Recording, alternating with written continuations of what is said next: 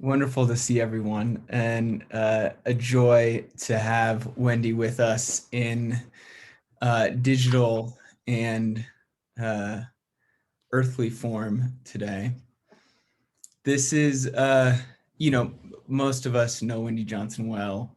For the handful who might be joining us for the first time when Wendy's teaching here, just a few words. Uh, this is the week every year for the last, what is it, Wendy, 13 years? 10, 10 years? 10, 10. 10 years that we've gathered to plant the windmill garden with the three sisters, corn and beans and squash.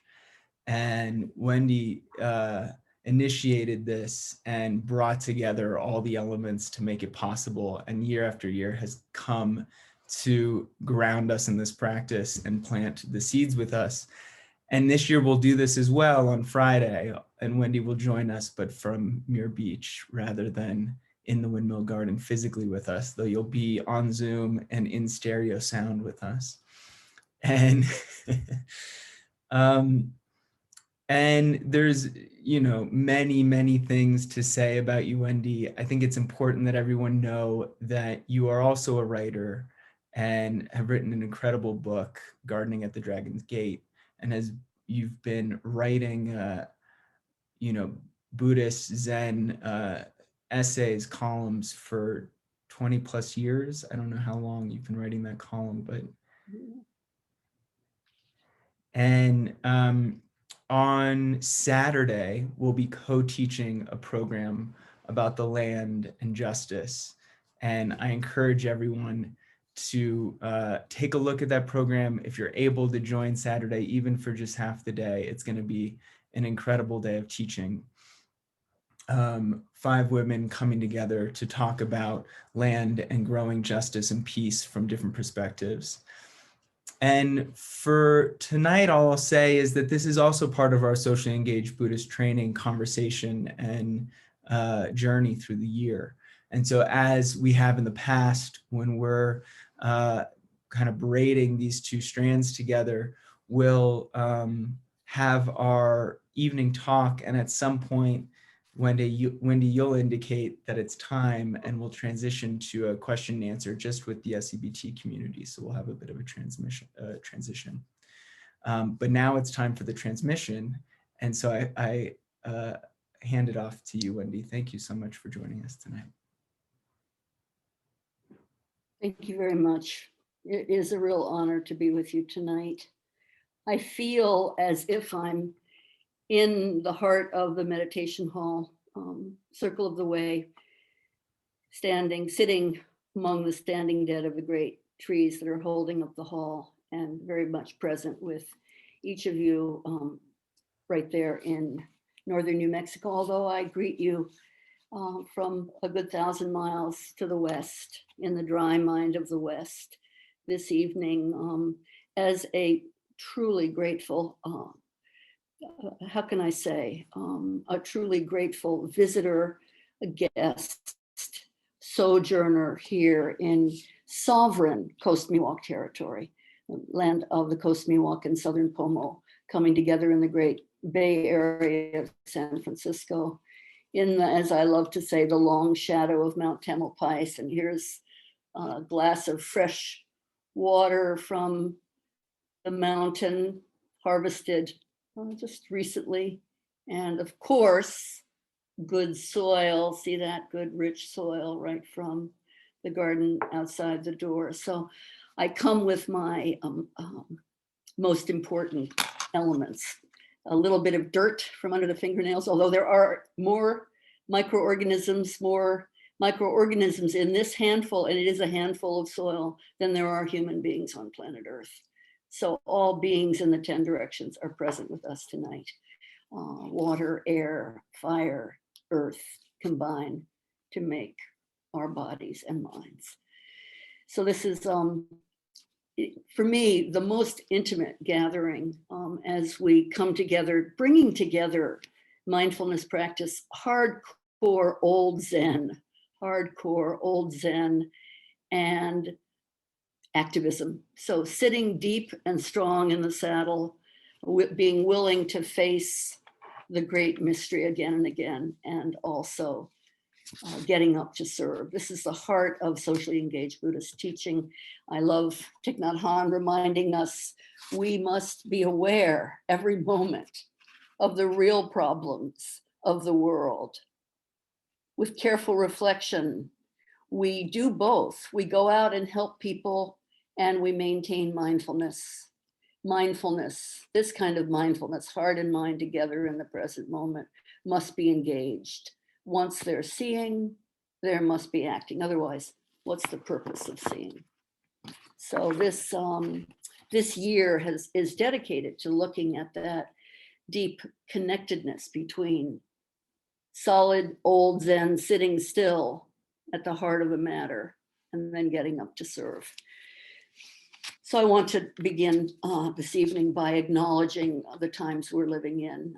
A few days past Memorial Day, this long weekend, remembering the dead, and so important to say and to acknowledge the many, many, many who've experienced grievous loss and massive change during this pandemic time.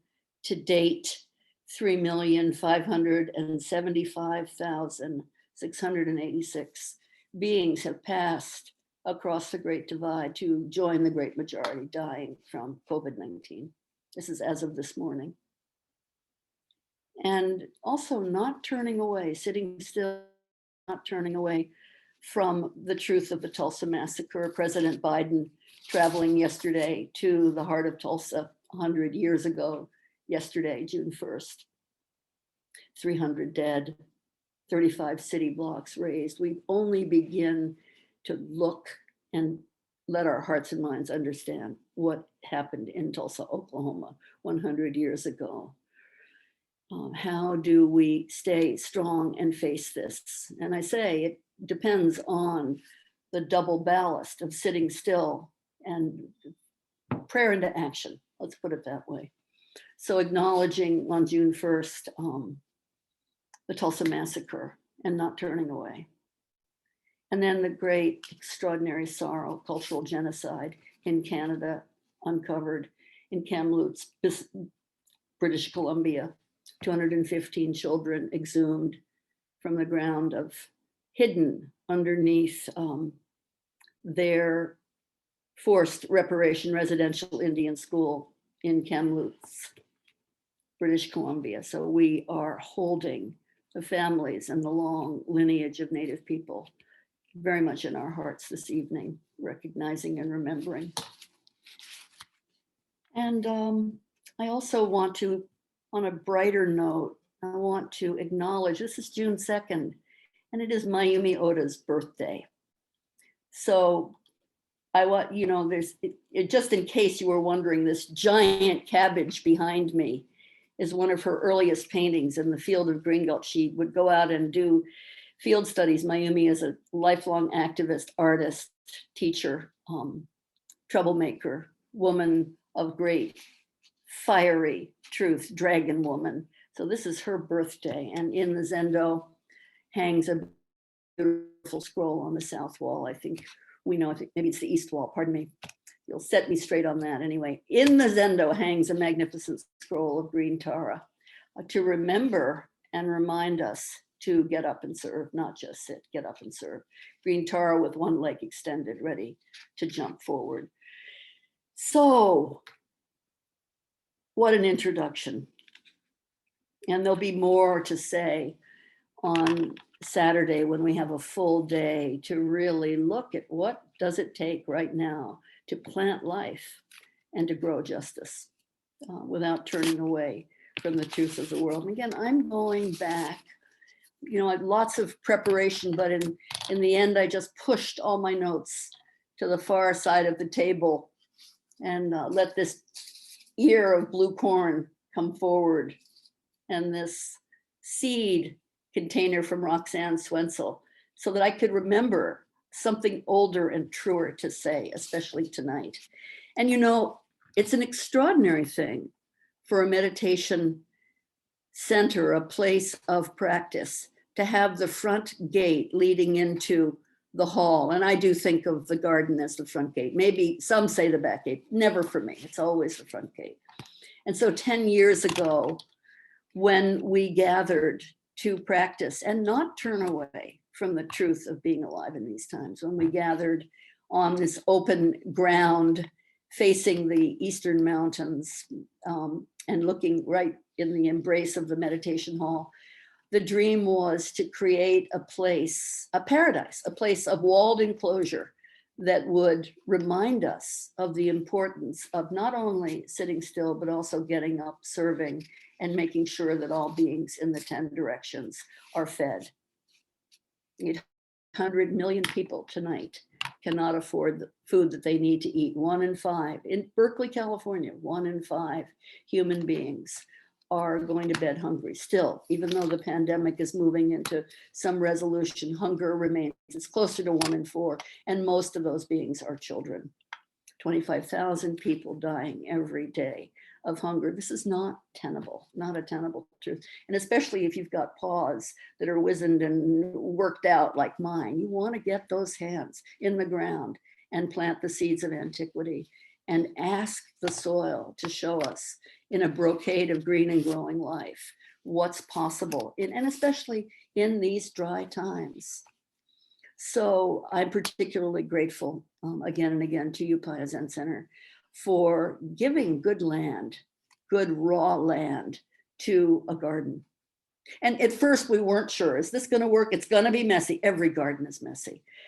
Just like systems theory, every single aspect of systems theory is nonlinear, changing, emergent, dangerous, leaning on everything else. So that's what a garden is. It leans on everything that is, and then it wants to be devoured, eaten, and transformed in each of us. So to have that garden be at the gateway into the meditation hall, I think for many of us was more important than we realized at first. And in the next few days, we've been collecting seed for 10 years. And these are the seeds of antiquity, the seeds of persistent culture, the seeds of an ecology of the heart, an ecology that is committed to every ecosystem, every mixture of food, family, friends, foes, all together coming and sitting at the table and being served and serving one another. So this is an extraordinary time to be growing food. And for 10 years, we have persisted in this tiny plot right at the gateway. It's lovely that there's a windmill right above the garden, pumping water from the depths, and just enough water to irrigate these crops, although less and less water is needed as you get closer to the crops of antiquity. So to have a garden, not a lush garden, but a garden based on the dry mind. Heraclitus saying, the dry mind is the best mind. Dry mind is Zen mind. Dry mind that doesn't depend on any moisture, on any nourishment, on any provision outside of what's actually possible. When you take the leap and find and taste the fittingness of not being able to fit in the world right now, not knowing how we fit, and yet sitting down together, planting crops that rely on the least amount of water, the least amount of fertility in soil, and give forth a glory of emanation. So corn as the eldest of the crops, and this beautiful ear of corn, original corn, this from Española, from the Tewa world. On Saturday, we'll hear knowledge holder Roxanne Swensel, artist and activist and extraordinary gardener, mother, teacher, ancient one, brand new, young Roxanne. This is the corn of her, this is her body, her relative. So this blue Tewa corn, we received seeds originally 10 years ago, a handful of seed from Española in northern New Mexico, entrusted to a young chaplain training at Upaya, Emily Baker. And Emily received the seed, brought it, we cleared them off the cobs. And once we had the garden created, we basically made a very thin fence around this plot of land, got into the middle of that very small and intensely dry magnificent plot and began to make circles, old mounds, and to plant in the traditional way, to plant this blue corn on mounded hills and to entrust the climbing beans of antiquity, also the beautiful beans from Santa Clara Pueblo, to entrust beans, beans fix nitrogen in the soil, taking living nitrogen from the air and fixing it on the roots of the plant. So to nourish the garden, the ancient one standing in the center, the corn, beans around the circle, and then on the outside, the eldest of the three sisters of antiquity, squash, covering the ground and providing protection. Would they grow? We didn't know. But I'll say that in the 10 years that we've planted in this season, following the ancient traditions of planting, in these 10 years, we've had an extraordinary experience of almost, maybe, I don't know what'll happen on Friday, but almost every time we plant, there is a short, violent, and prolific thunderstorm that closes the day. Prayer into action, the whole day of digging and moving around the grounds and putting good seed in the earth, and then stepping back, offering the merit of our time together, and noticing the darkness coming down, the black old mountain dark coming down, and pausing in the outdoors, in the great outdoors outside of the meditation hall, to enjoy the smell of rain, the danger of thunder, the mind of lightning, and the electrification of our intention. Such a powerful experience. And if I seem at all metaphorical, gardening is not a metaphor for me. It's not a metaphor. Oh, let's talk about the metaphor of planting life. No, please.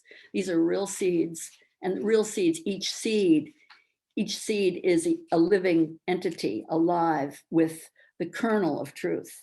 To discern is to sift out what is unnecessary, to blow away the chaff, to winnow, to clean, to thresh, to beat out the seed so that it falls down through the riddle of time, through the riddle of a sieve, and you have in your hand living seed again and again. So this is not a metaphor. This is the dangerous and intense truth of life. So we set up a garden 10 years ago. Luckily, Roshi Joan was away, because I think she was a tiny bit trepidatious at first. But when she came back, that garden had grown to a mighty tangle, an unruly, prolific jungle of intense life force. And from that first year, for the first 3 years of the Upaya windmill garden, all of the harvest was protected from eating. We desperately wanted to eat some of that gorgeous blue corn, dark as the mind of the medicine Buddha, full of medicine and life force, 9,000 years old. We wanted to eat of it. No, 3 solid years protecting and saving for seed. So let the garden go to seed. Everything is kept for the next generation. This is the first rule of good regenerative gardening. Of course, every single seed is kept, and the seeds become part of the climate of the Zen world. They learn how to sit cross-legged or lying down, or in whatever way they sit still and hold us in their mind. Again and again, I want to read you a wonderful reminder. There were times when I could not afford to sacrifice the bloom of the present moment to any work, whether of the heart, the head, or the hands. I love a broad margin to my life. So on a summer morning, sometimes I sit in a sunny doorway from sunrise until noon, and I grow in these seasons like corn in the night. So as this is Thoreau writing about the importance of sitting still and growing like corn in the night. Corn actually elongates and grows inches, measurable. It creaks and groans as it grows. It's a very This is a very alive relative.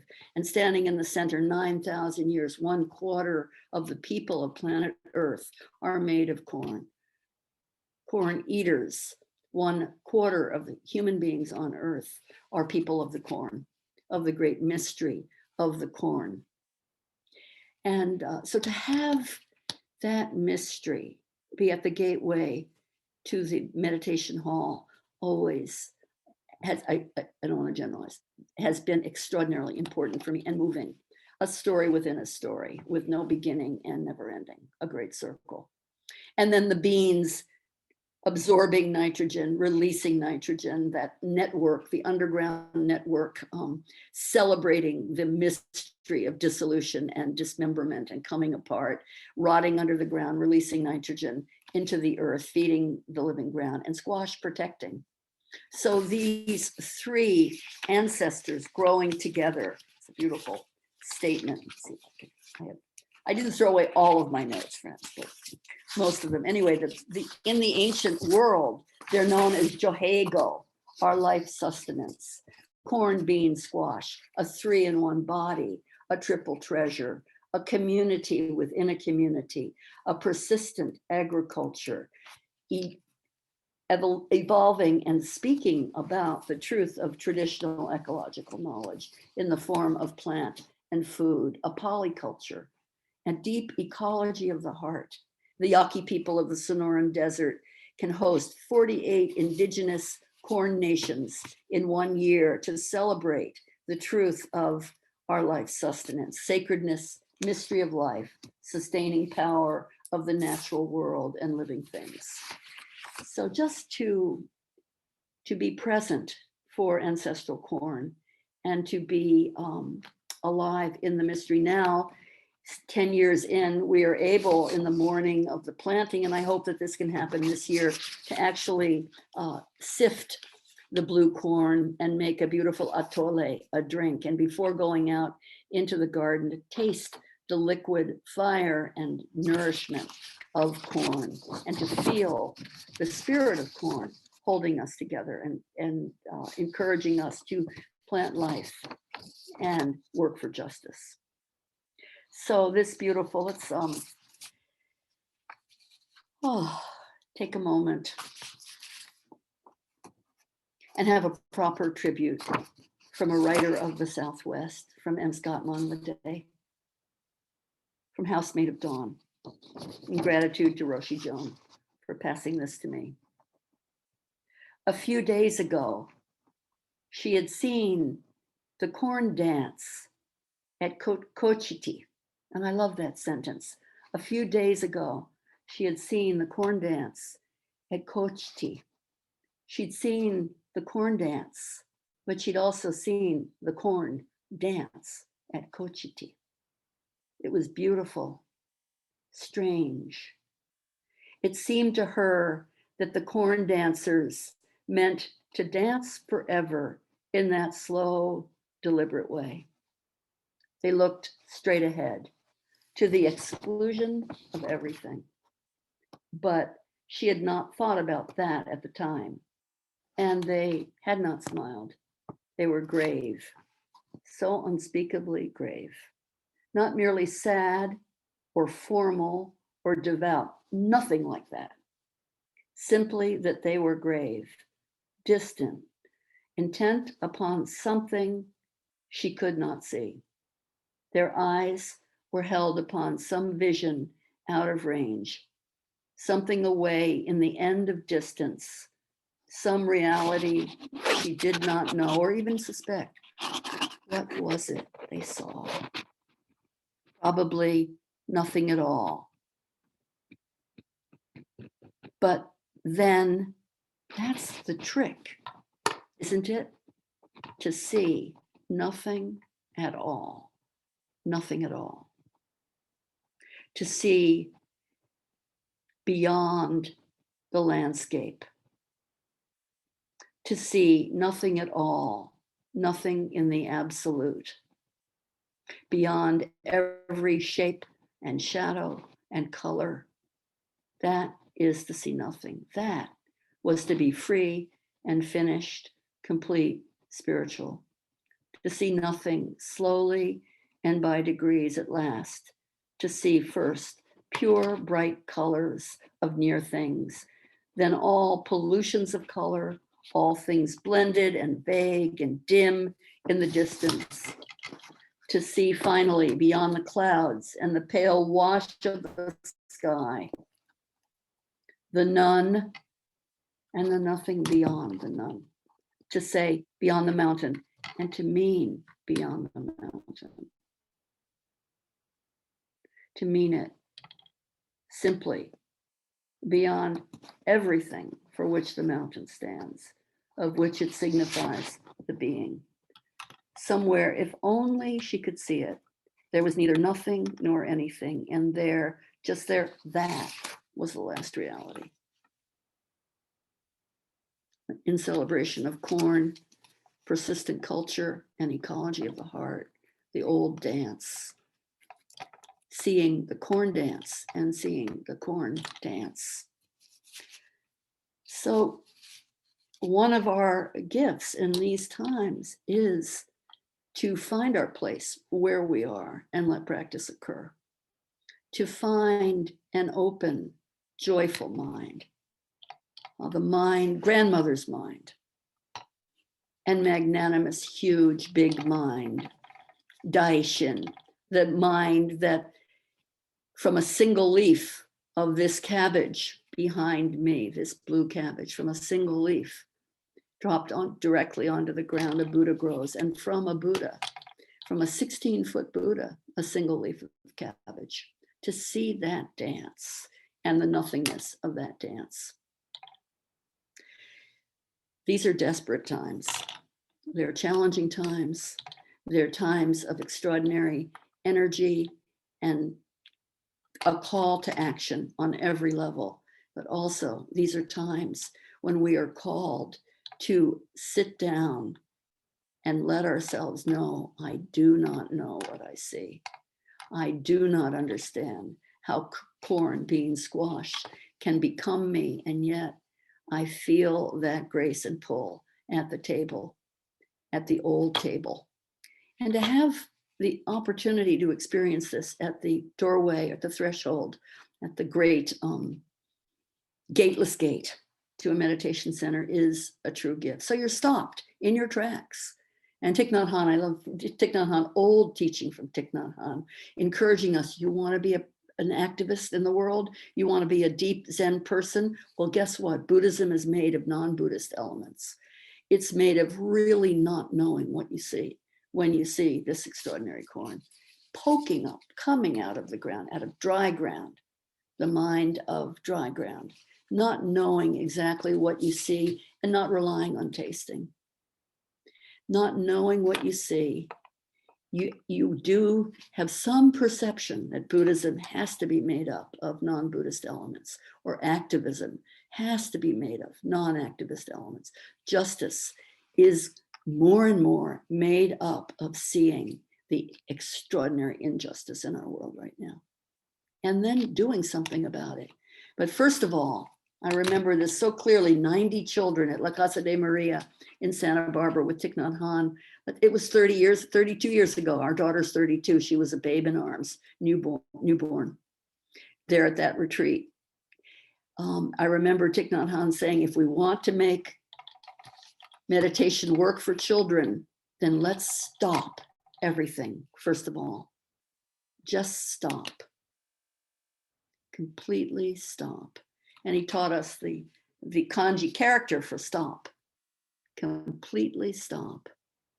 And then move into calming your heart and mind in the present moment. First, stop. Stop worrying, stop planning, stop seeing, stop naming, stop zenning, stop turning, stop fighting, stop arguing, stop thinking, stop eating, stop planning, stop gardening, stop. Just stop.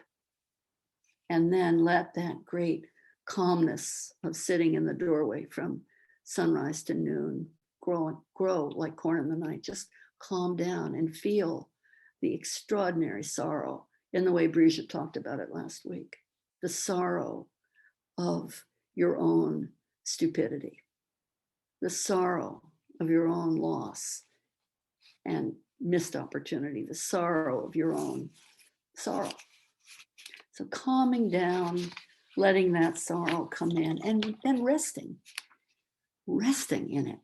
Can you actually hold still and rest? The garden calls you to work like the fury, and then also to sit like we do around the Upaya garden, making music, grinding corn, sitting, painting prayer flags, praying for the more than human world, praying that we can become living, functional, deep-seated, and intensely alive human beings, praying for that and resting.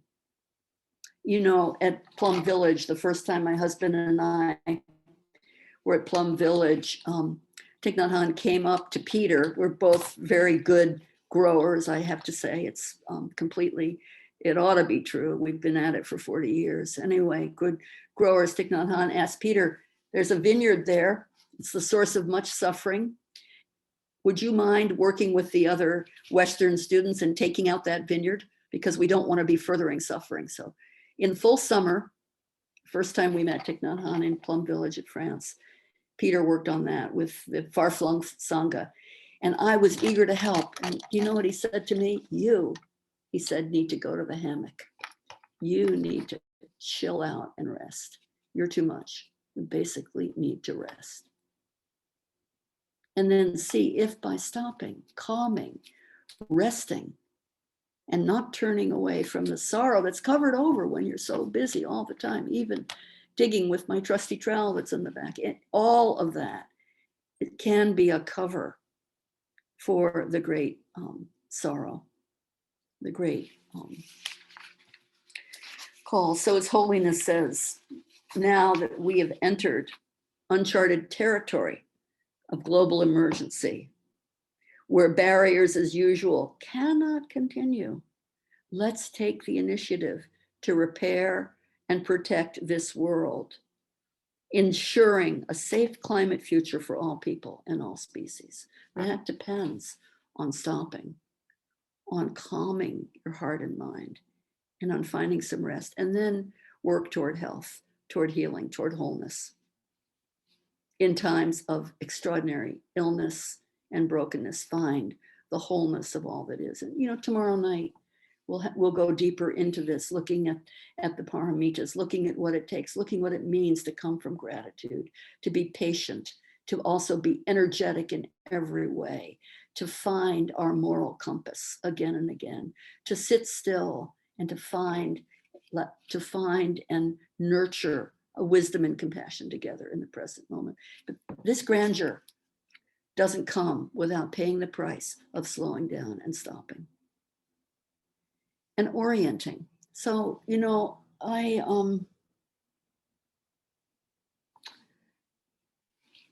when on Friday morning, when we go out to the garden, and you will be with us because you're here tonight.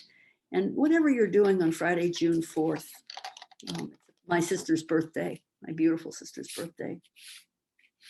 Many other people born in birthday, death day. The dead are always with us. Let's take a little time early in the morning to stop, to really slow down, beyond slow down, to calm, breathing in, calm the body, breathing out, smile, release, smile, smile. And to rest together, and then to energetically dedicate ourselves toward healing the world. And the way we'll do it at Upaya Zen Center early in the morning is the ancient dance of standing on raw ground near the meditation hall. The garden's unplanted, the world is not seeded, it's open to all possibilities. The ancient ones are resting in the shade, 9,000 years old or older. Squash is older still. Her job, huge job, to protect the earth, to cover the earth and protect the earth and create these giant, massive fruits. So in that time, we will stand and turn in a slow gyre, turn to face the east, toward Prajna, to face the south, the realm of Samantabhadra Bodhisattva. This, in my training, every tradition has a different, and Buddhist traditions also, but turning to the south, the fire of intensity and shining practice. We'll turn and let the fire of shining practice animate us and warm us until we're ready to circle again and face the west. The realm of Jizo Bodhisattva, protector of children and travelers in and out of the world. And last of all, turning toward the north to raise up the mind of deep earthy groundedness, and then come together, face each other, and get to work. So that's what's going to be happening at Upaya on Friday morning, and much more will be happening too. And I think what's probably most important is, in whatever way is right for you, to find your place where you are and let practice occur, and let it come out of stopping, calming, resting, healing.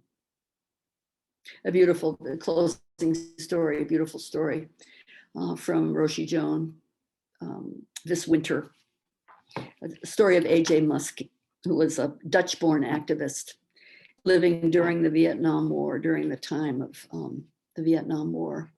And he made his way to the White House every day with a candle, and just stood outside of the White House with a burning candle, holding the candle up toward the end of the war. I'm thinking of Thich Nhat Hanh and so many people from Vietnam and that long war, and how many wars we're involved in now. But A.J. Musk standing by himself, holding a single candle.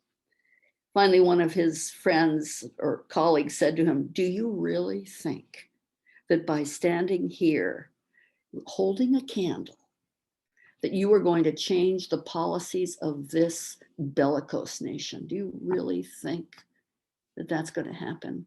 What are you doing?" And with real assurance, speaking out of a mind that was stopped, a heart that was stopped, a mind that was calm and at rest, he answered, "I don't do this to change the country. I do it so that this country won't change me.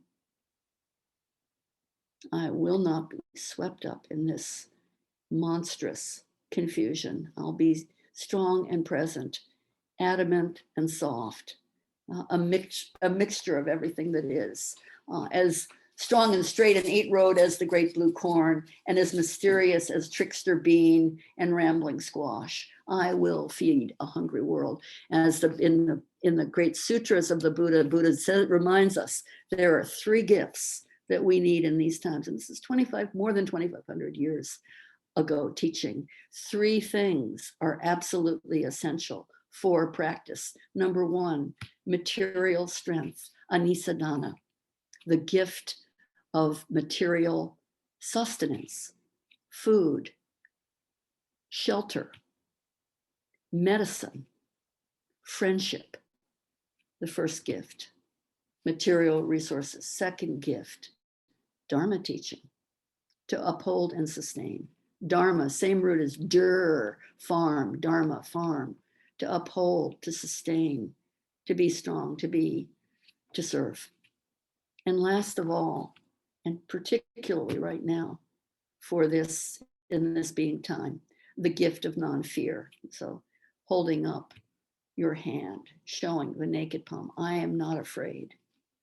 With this kind of ferocity of the Bodhisattva, Trungpa Rinpoche said, even fear is frightened. With this, in the face of this kind of resolve. So what's it going to take for us to do it? Well, let's begin where we are. Turn around in a circle, lose your bearings, and then reorient. Find your ground. Make an effort to be nourished and to nourish all beings, and to let all beings manifest in you lifetime after lifetime.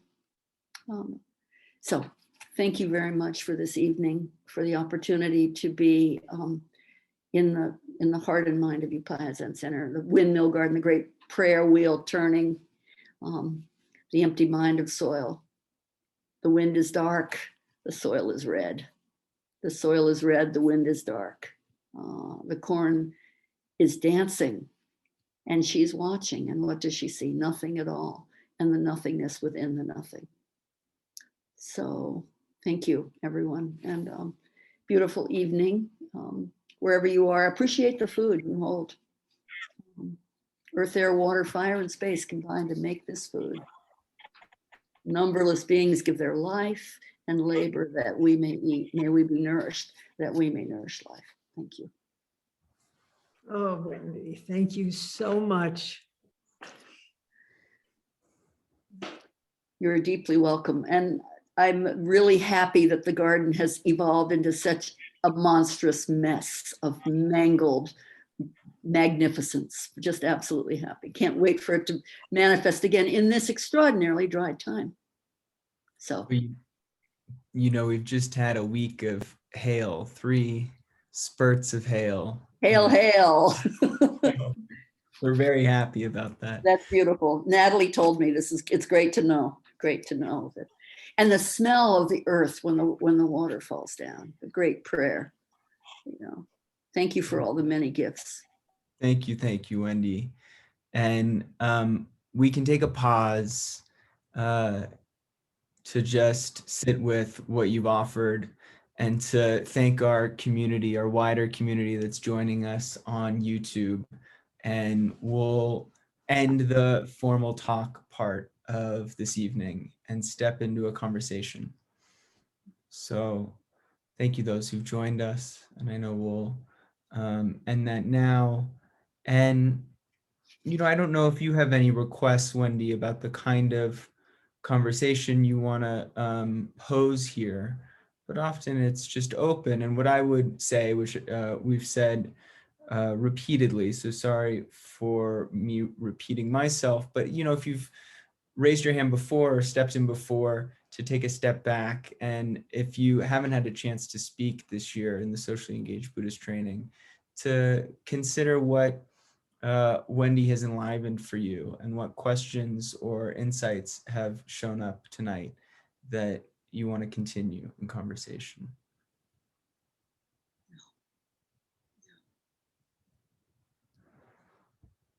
You ready, Wendy? I'm ready. I'm ready. I just, your name is synonymous with gardening for me. So I realized in introducing you, I didn't, really say the incredible history of gardening at Green Gulch for 25 years, in Muir Beach, the edible schoolyard. I mean, Wendy is like the mother gardener in my Dharma world, and I know in so many Dharma worlds. So my apologies. No. I mean, please, if you're bold enough and prepared enough to join us on Saturday, you'll hear more and more about this. And also about the shadow side. Yeah. I've had the privilege of working as a very privileged, and I've had the privilege of working with young people and with extraordinary teachers for 26 years in the Edible Schoolyard Project in North Berkeley. Now there are thousands of projects in this country, public school gardens. And in most cases, the people that are teaching in these projects they do not look like the children they're teaching. So there's a lot of change that has to happen. And it is coming forward. We will deal with this front and center on Saturday's teaching. We'll look at what does it really mean to plant with all your heart the raw seeds of integrity and intention, and also recognize how privileged you are to be able to do this. In my case, it's been really important. And I've had the deep honor of being able to work with children of the world in this country, and also to see projects changing now so that there are more African, brown, Black, and Indigenous teachers in the classroom the way it should be. Seeing a very big change and shift, which is exciting. I can offer my experience with gardening and also with sneak Zen, as we say. There's a little bit of sneaks. Why do I feel like I'm in church? People sometimes ask, why do I feel like I'm in church? Well, because churches are made of non-church elements like this kind of black stuff and these gorgeous seeds and all of this. So yes, Edible Schoolyard, working with the Indigenous community, and then the shadow, really willing to look at all of it. And to acknowledge June 5th is World Environment Day. So all over the world, people are turning toward the great matter of what it means to be alive now in these times. Look at the Peace Prize this year going to people who are growing food and making sure that beings are fed. So yeah, so let's see what we can do. What do people want to say? We have Patricia. Patricia, you can start us off. Patricia's the first hand to go up and is also a gardener. Patricia, are you able to unmute yourself, or should I? Does There that we work? go. There There you we go. go. Thank you, Wendy, You're welcome.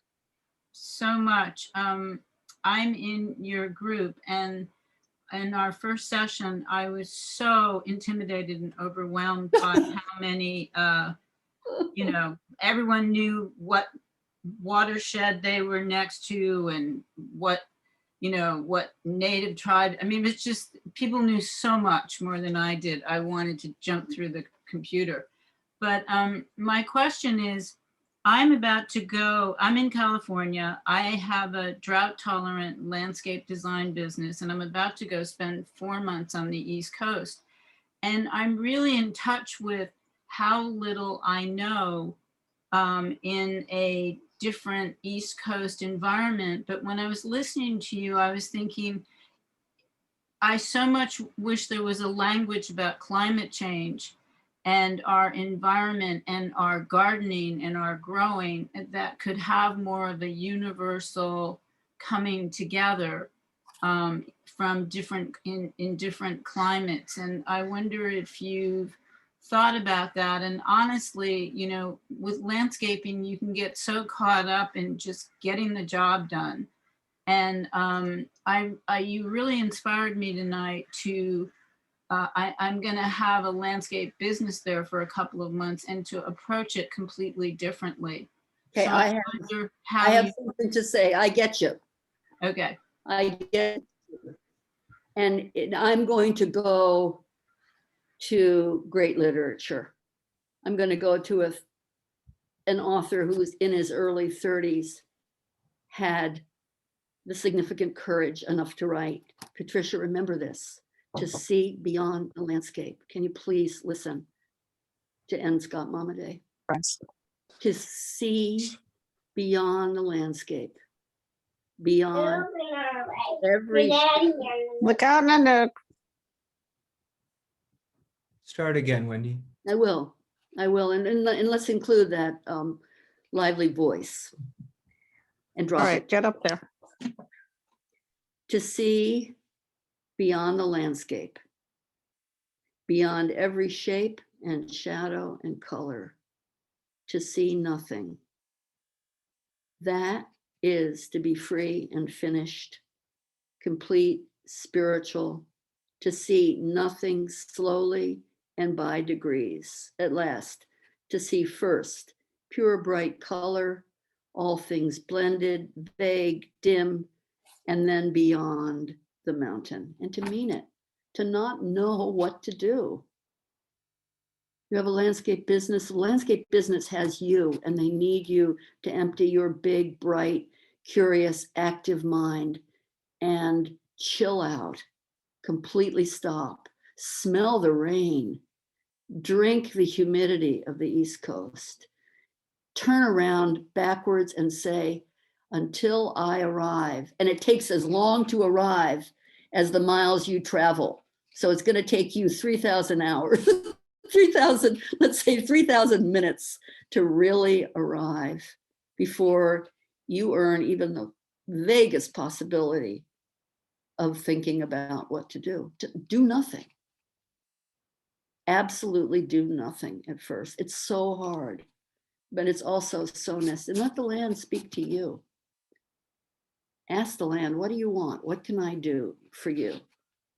Look at the trees, you know, just drop your story. Light a candle and stand in the dark at night, and don't let yourself be changed or thrown away. Don't be tossed away. This is not, I really mean it. If you can do this, then maybe you'll see the corn dance.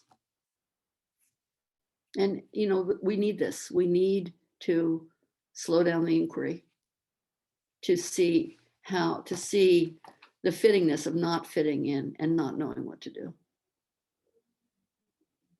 It's not a trope. It's absolutely necessary. It's called a practice. It's standing at the edge. So enjoy your time. You're going to the east, so turn toward the east. Let that mind surprise you.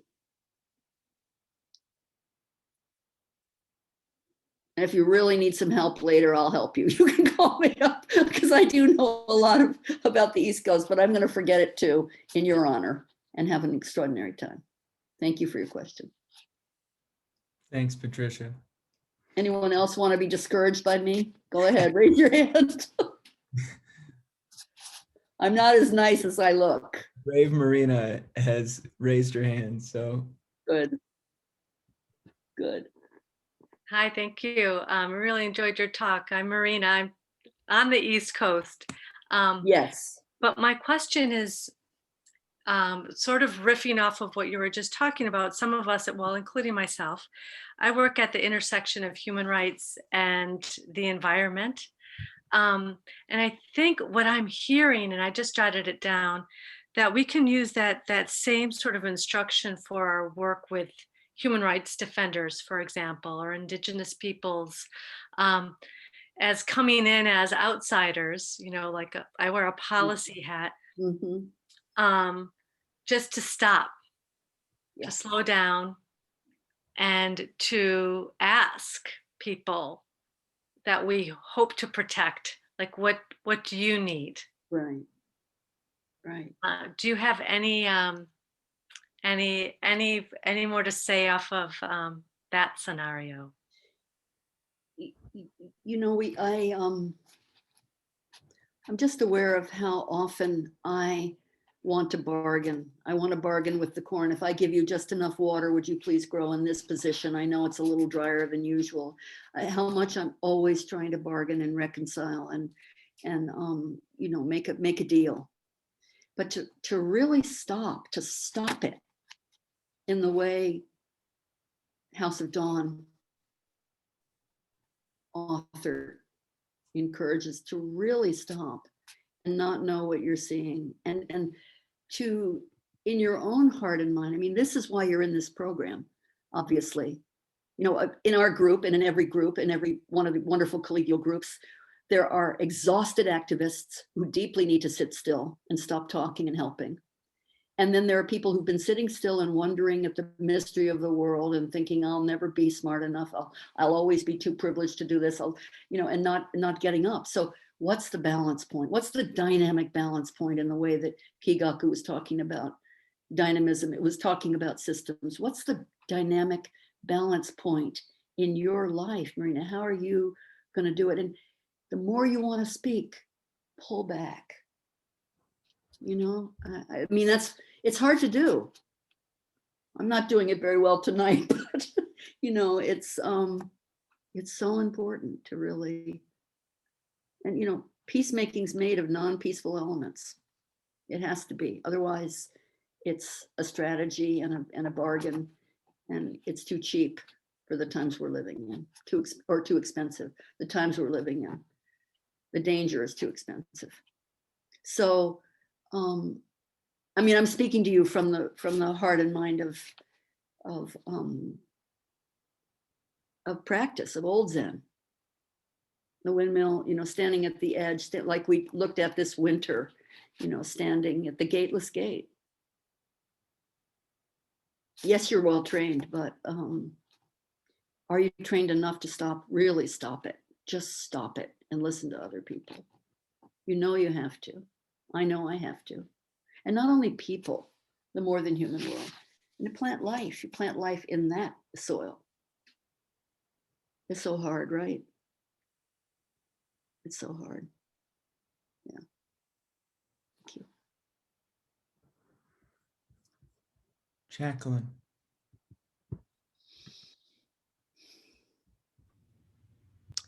Thank you, Wendy. I've lived in the same house on this land for 40 years. And I've watched over the past 5 years, I live in Sonoma, California, and I've watched it become drier and drier. And it's a Mediterranean climate, and I've done um, edible landscaping, permaculture, but now it doesn't seem appropriate. I don't know if it's Mediterranean anymore or what it is. And there's a sense of grief that I feel when I'm planting my garden right now, because the plants are struggling, and water is an issue. Could you say something about gardening during dry times?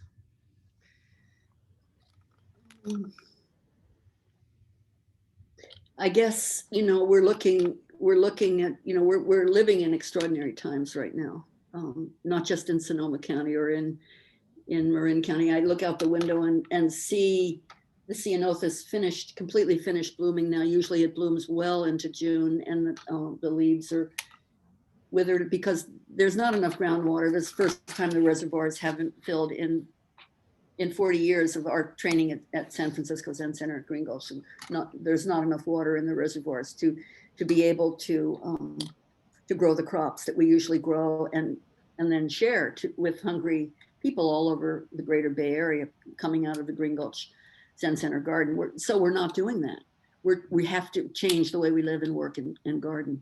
How to grow food some of the resources that'll be on the page for the training that we're doing, Planting Life, Growing Justice, will help you to really look. But 1/2 of this country is facing drought conditions right now. The great aridity that we've been learning and studying at Upaya Zen Center, the cultures that have been on the front line growing food, this kind of dry mined food, the food that relies on very little water, this ancient corn can be planted 12 inches deep, where there is a little residual water from stored rain and upwelling soil water. And this corn is ancient. It has the mind. It has a dry mind. It comes up, but it's not the kind of nourishment that all people are used to. So we're going to have to change what we consider to be food, how we nourish ourselves, and how we care for the land now. This just skimming on the surface of this question, but I did really only put resources from the advice and encouragement of a true friend.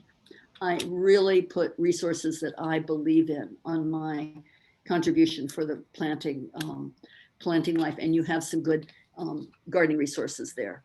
Gary Paul Nabham, Native Seed Search, excellent. How to grow food in a hotter, drier time. So you'll see it's on the resource page. Okay. And we don't know what to do. We do not know what to do. We have to ask at a different level to plant life, to really plant life in dry times or in flood times. It's flood, famine, drought.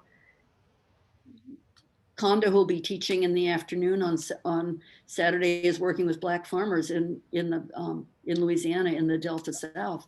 They're in complete flood state, absolute opposite of what we're facing. How do we adapt and learn what to do?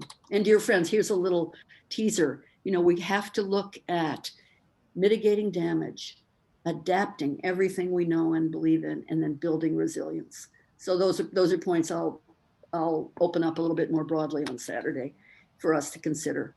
Yeah, to be continued. Yeah, thank you for your practice. Yeah. Thank you, Jacqueline. Dora, you'll be our last question tonight.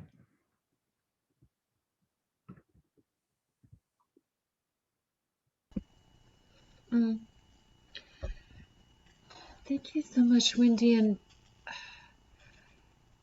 what you said touched me so deeply. I just feel my heart opening and feeling like you're expressing some of the mind of the non-human elements and the plants. Yeah, I just felt this opening, and please speak to that.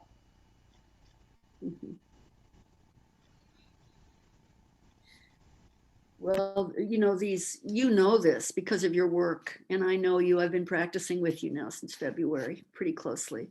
And you know, your intention is really strong, Dora. So you know that the more than human world is speaking in massive, loud, and irrevocable tones and values and harmony and disharmony.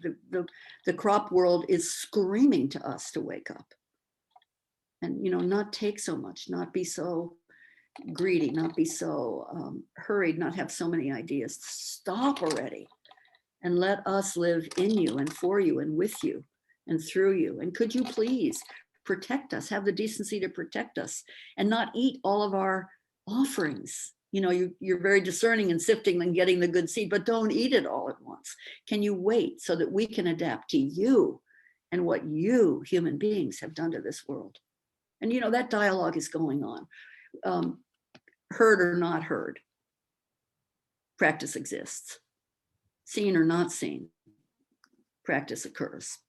So does the inanimate world speak the Dharma loudly and clearly? Why don't I hear it? Just because you haven't yet heard it, don't hinder that which does. From the wonderful Dongshan teaching. So, do not hinder that which does.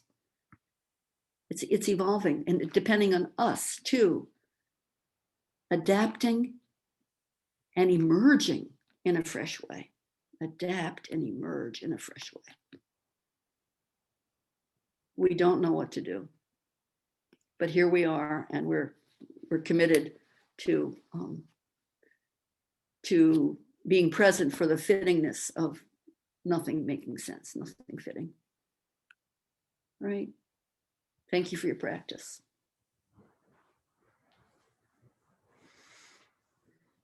Please, please, please join us on Saturday.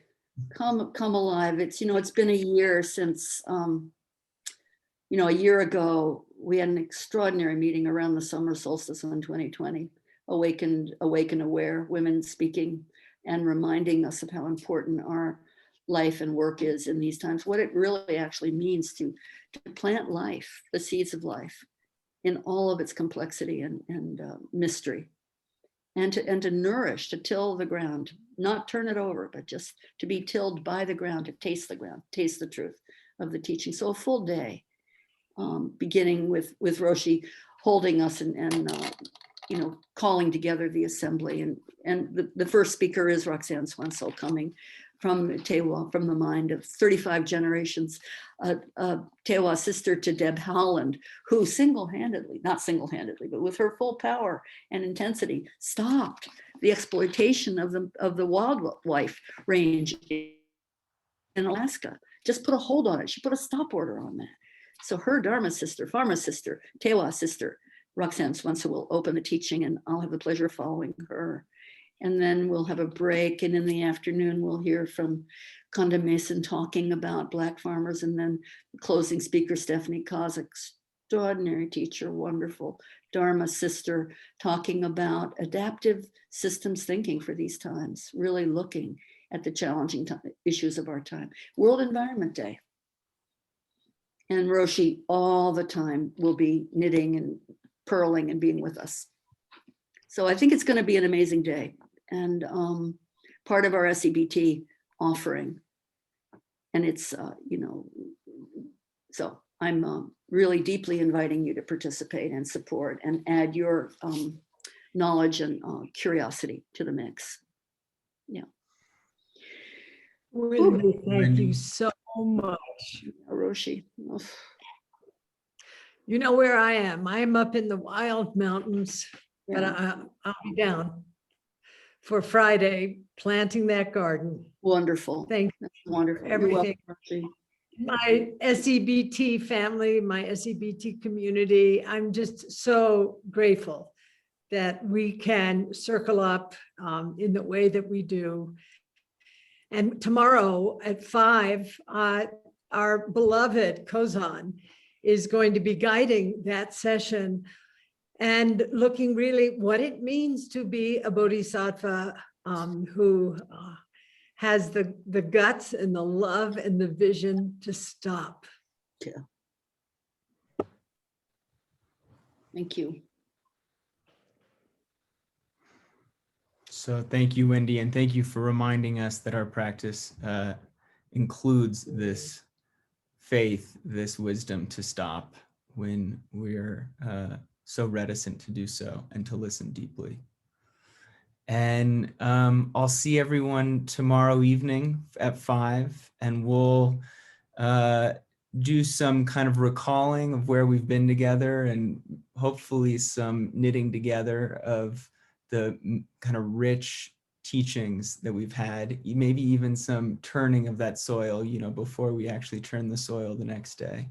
And then we'll talk about the 6 paramitas. And if you were with us for practice period, which I know many of you were, we looked at the 6 paramitas through the lens of Shantideva. And so we'll kind of step back and look at how we can understand that rubric, that teaching that's at the very heart of Zen for our activity in the world and our daily practice.